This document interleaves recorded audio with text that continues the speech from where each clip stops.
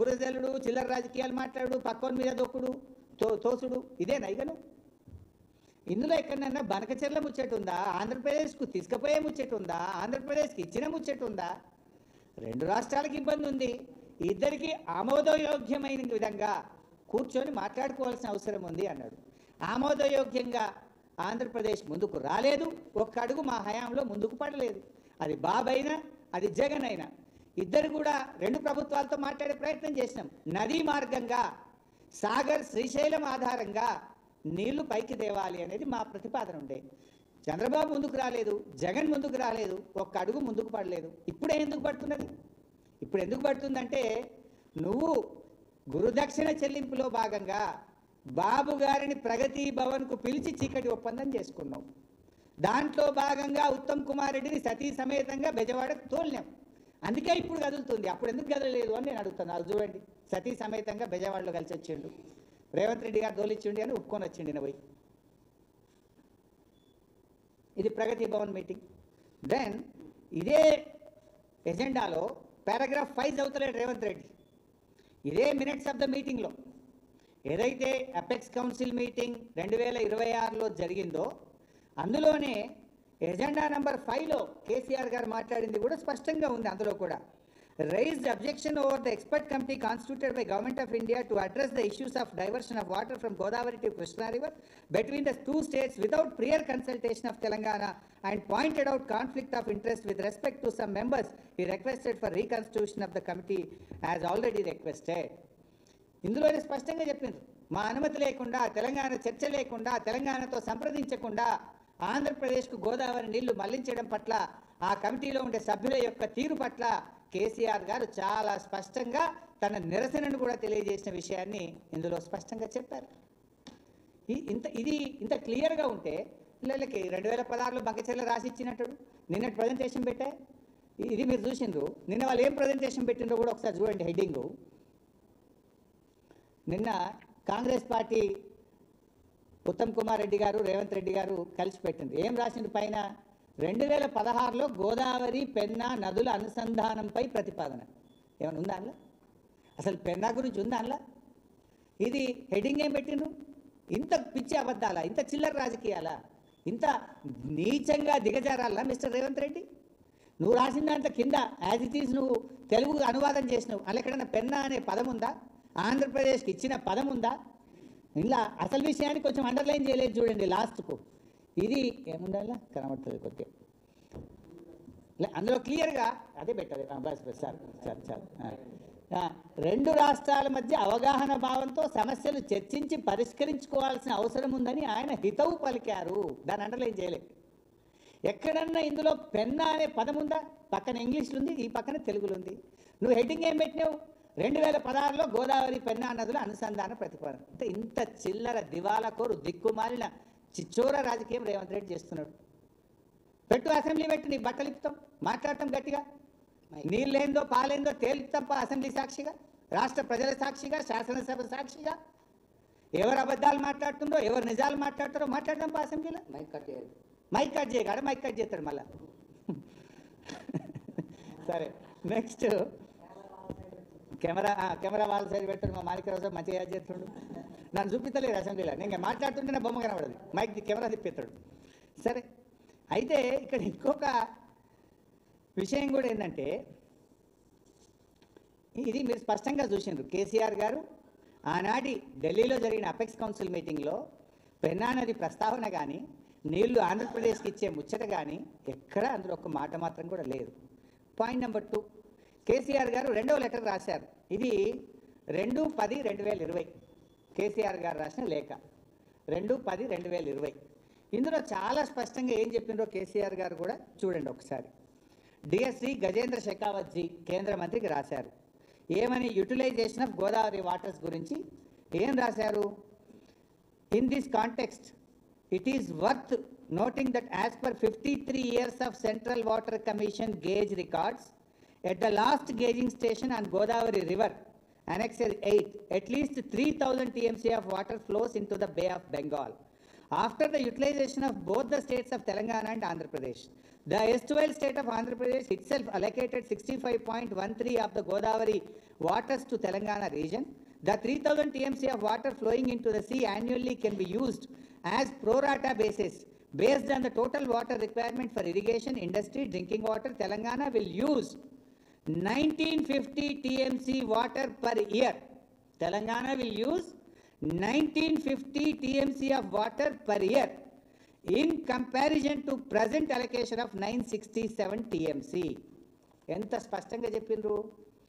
ప్రస్తుతం ఉన్న 968 కాక ఈ 3000లో కూడా మాకు 1950 TMCల నీళ్లు మా హక్కు.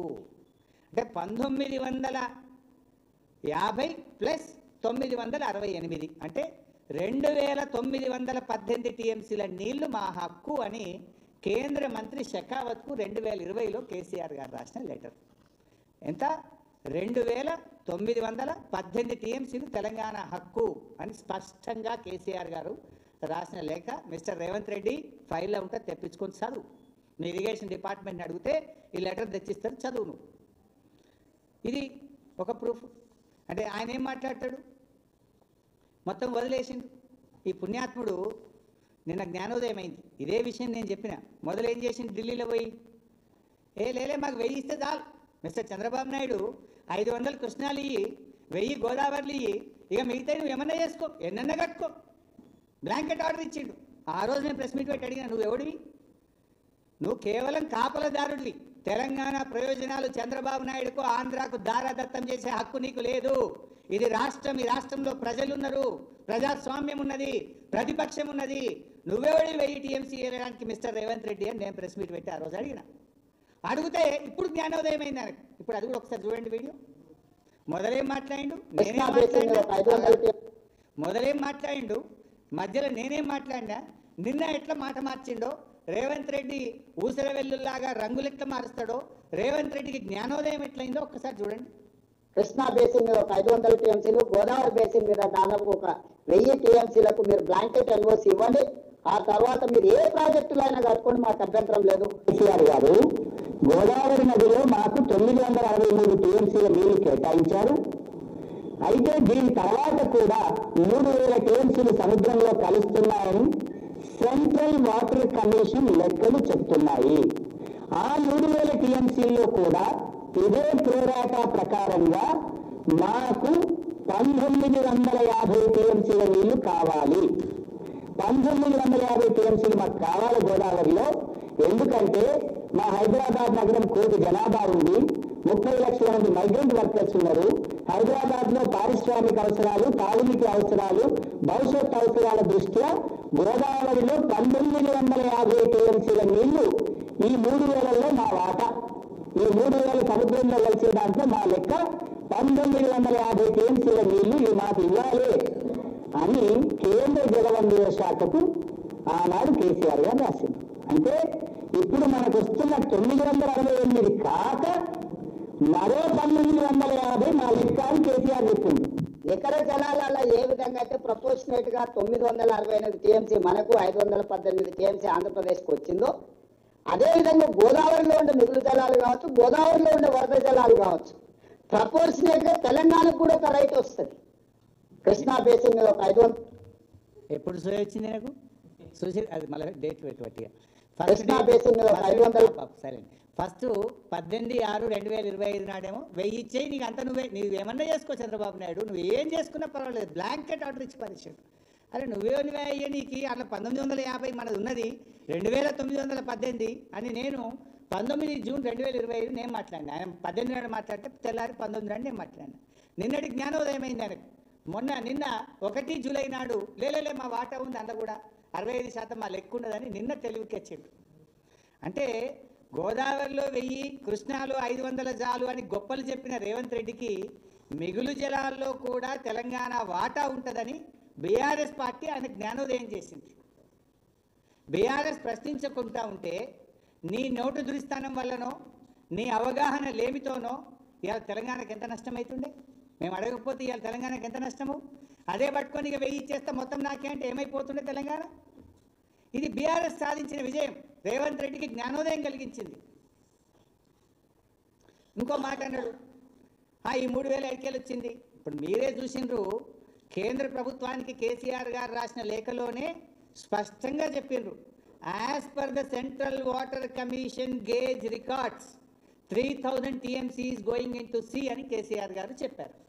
ఈయన అంటాడు ఈ 3000 అనే బ్రహ్మ పదార్థం కేసీఆర్ కనుక్కున్నాడు, ఇది 6 వచ్చిందని మొన్న మాట్లాడి. నిన్నేమంటుండు, లేదు అందులో కూడా మా షేర్ ఉంది అని నిన్న అన్నాడు. అది అసలు 7 వచ్చిందో నేను సెంట్రల్ వాటర్ కమిషన్ రికార్డ్ చూపిస్తా ఒకసారి మీకు. సిడబ్ల్యూసీ రికార్డ్ చూపి, ఇగో ఇది, this is the CWC record. ఏ సంవత్సరం ఎన్ని టీఎంసీలు సముద్రంలో కలిసినాయి, ఇయర్ వైజ్ ఉంది. లాస్ట్కు మరి అది లాస్ట్కు పెట్టు 57 సంవత్సరాల యావరేజ్, 57 సంవత్సరాల యావరేజ్ తీస్తే ఎంత ఉందంటే 3102 టీఎంసీలు సముద్రంలో కలుస్తున్నట్టు.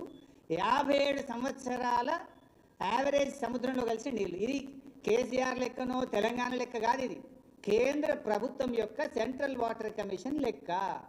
గిదే మాట కేసీఆర్ చెప్తే రేవంత్ రెడ్డికి ఏమో యాఫ్ నాలెడ్జ్ ఆయే, సగం సగం తెలిసాయే, ఏమంటారు పని తక్కువ లొల్లు ఎక్కువ. ఏం చేసిండు, ఇది ఏడ కనిపెట్టిండు, ఇది కేసీఆర్ ఏంటో బ్రహ్మ పదార్థం కనిపెట్టిండు. ఎవరు కనిపెట్టిండు, సెంట్రల్ వాటర్ కమిషన్ కనిపెట్టిండు. ఇది నిన్న కొద్దిగా అంత నీకు అర్థమైనట్టుంది, లేదా అందులో కూడా మరి ఎక్కువ ఉంది, మా వాటా ఉందని నిన్న స్టార్ట్ చేసినావు నువ్వు. తర్వాత గోదావరి బనకచెర్ల అనే ప్రతిపాదన 2021-22 ప్రాంతంలో మనం నది మార్గంగా నీళ్లు తేవాలని బీఆర్ఎస్ చెప్తే జగన్మోహన్ రెడ్డి వినలే. వాళ్ళ ఇంజనీర్లు వాళ్ళ డిపార్ట్మెంటు ఏం చెప్పిందో, ఇది ఇలా నది మార్గంగా వస్తే తెలంగాణ వాళ్ళు నాగార్జున సాగర్లో తీసుకుంటారు, తెలంగాణ వాళ్ళు శ్రీశైలంలో తీసుకుంటారు అనుకున్నారు. ఆ రోజు తెలంగాణకు టచ్ లేకుండా మేము ఆంధ్రాకి వెళ్ళి మా భూభాగం నుంచే నీళ్లు మళ్ళిస్తామని వాళ్ళు ప్రతిపాదన ఆ రోజు తయారు చేశారు. ఆ రోజు తయారు చేస్తే కేసీఆర్ గారు నన్ను ఆదేశించారు. అఫ్కోర్స్